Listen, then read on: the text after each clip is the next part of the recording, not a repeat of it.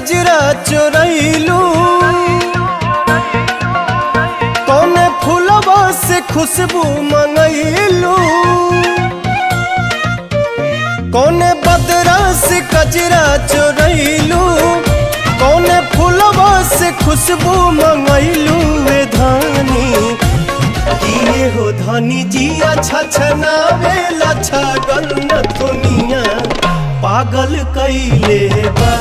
किए हो धानी जिया छछनावे लछगन दुनिया पागल कैले बा।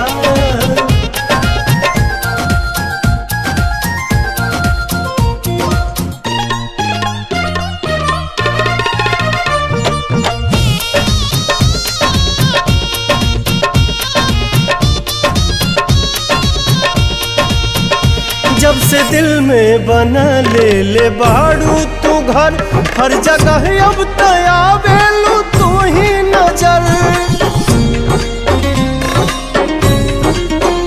नैना चित चोर ऐसन असर कर गइल, तब से आवाज दिल ही दीवाना भइल। बोली लागेला जैसे सुगनिया, चाल में लागे फिर के हिरनिया। ये धानी लाली लाली बिंदिया त निंदिया ले भागल न दुनिया पागल कैले बा।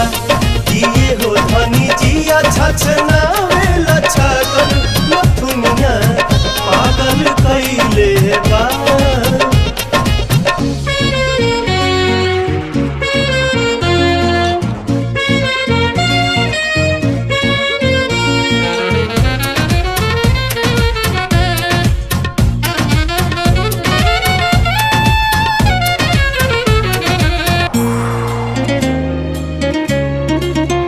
करधनी जब कमर में झमक जाला हो के बेकाबू मन ही सनक जाला हो।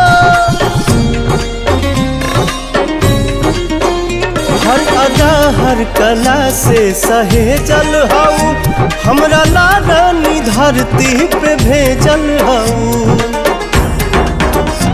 इमारत के भगवान गढ़ले, कोनो कमी कसर नहीं छोड़ले। ये धानी का जानी कितना मेटेरियल वाला गल न दुनिया पागल कैले बा।